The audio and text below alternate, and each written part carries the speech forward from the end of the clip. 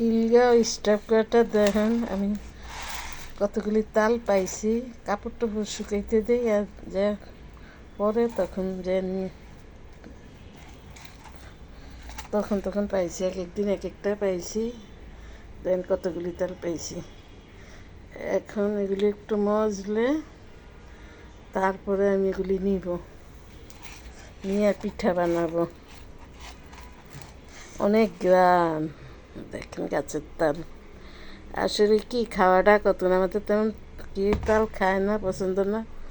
তারপরে যে শখ গাছের তাল সামনে পাইলে তো নেই। এই কথা, এই যে আপনাদের সাথে একটু ভিডিও করে শেয়ার করলাম। আমাদের খিলগাঁও স্টাফ কোয়ার্টার সরকারি গাছের তাল।